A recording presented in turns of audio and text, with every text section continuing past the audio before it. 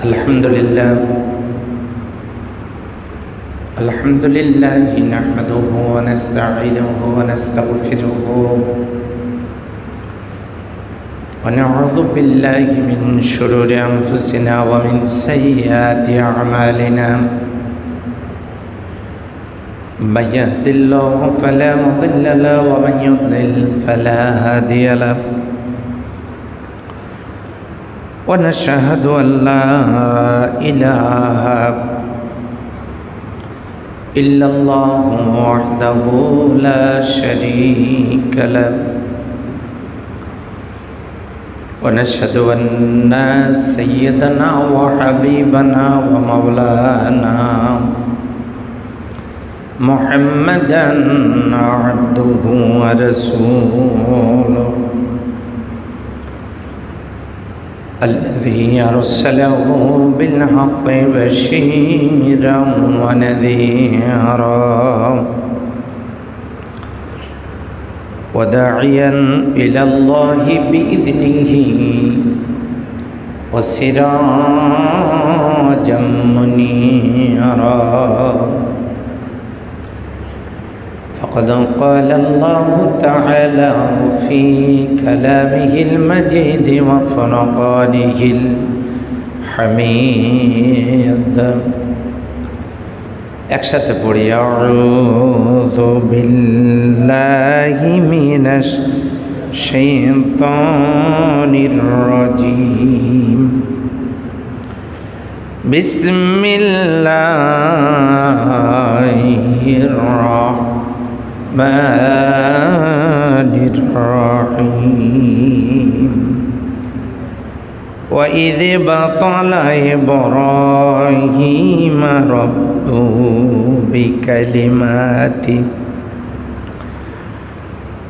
بكلمات فتمهن قال إني جاعلك للناس إماما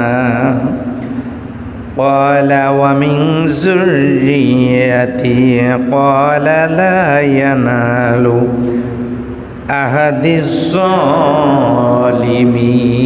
الظالمين آمنت بالله إن الله وملائكته يصلون على النبي يا أيها الذين آمنوا صلوا عليه وسلموا تسليما اللهم صل على محمد وعلى آل محمد كما صليت على إبراهيم وعلى آل إبراهيم إنك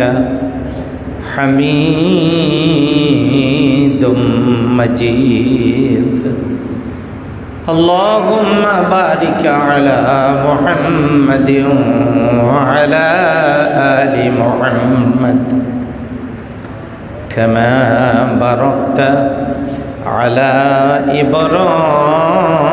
إبراهيم وعلى آل إبراهيم إنك حميد مجيد الحمد لله ঐতিহ্যবাহী আলতাবনগর জামে মসজিদে উপস্থিত সম্মানিত মুসল্লিয়ানে করম, আমার প্রিয় ভাই ও বোনেরা, আমি সকলকে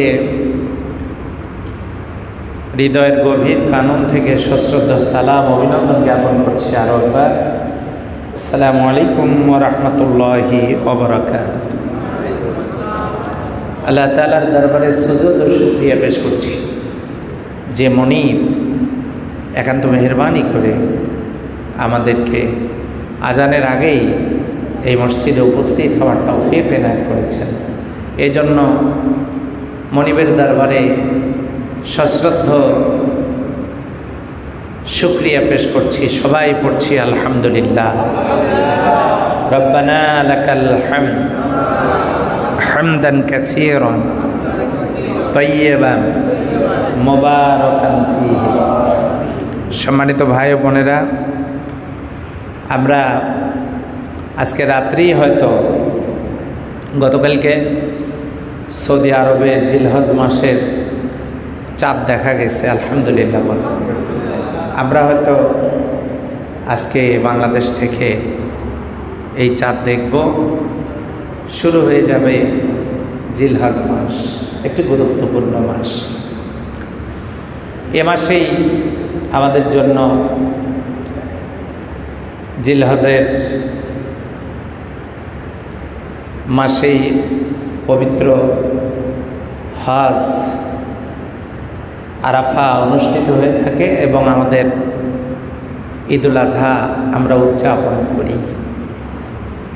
সব কিছু মিলে আমাদের কাছে একটি গুরুত্বপূর্ণ মাস এই জিলহজ মাস, যে মাসে আমরা আজকে রাত্রেই হয়তো যে মাসে পদার্পণ করতে যাচ্ছি। আল্লাহ তাআলা আমাদের জন্য এই মাসটিকে বরকতময় করে দিক, সবাই বলে আমিন। সম্মানিত হাজিরিন, আমি আপনাদের সামনে এই মাসের আলোচনা, এই মাসের উল্লেখযোগ্য ঘটনা অনেক শক্ত আলোচনায় আনতে পারবো না, কারণ আমরা ধারাবাহিকভাবে আল্লাহর কোরআনের তাফসীর শুনছি। আজকে যেহেতু আমাদের জিলহজ মাসের চাঁদ আরব বিশ্ব দেখেছে, আমরাও হয়তো আজকে দেখতে যাচ্ছি। এই জন্য এ মাসের কিছু ঐতিহাসিক ঘটনাবলী আপনাদের সামনে আসা দরকার। এটি পেশ করার জন্য আমি আপনাদের সামনে মহাগ্রন্থ আল কোরআনুল কারীমের সূরা আল বাকারার 124 নম্বর আয়াত।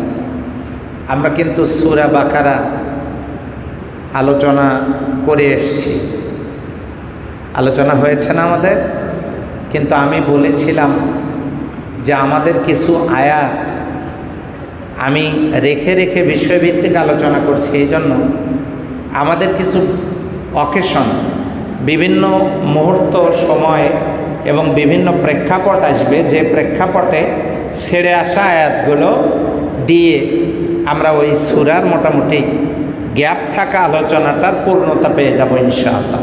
তারই অংশ হিসেবে আমি আপনাদের সামনে সূরা আল বাকারার 124 নম্বর আয়াত থেকে আপনাদের সামনে তেলাওয়াত করেছি। আল্লাহ তাআলা বলছেন, ওয়াইজাব তালা ইব্রাহিমা রব্বাহু।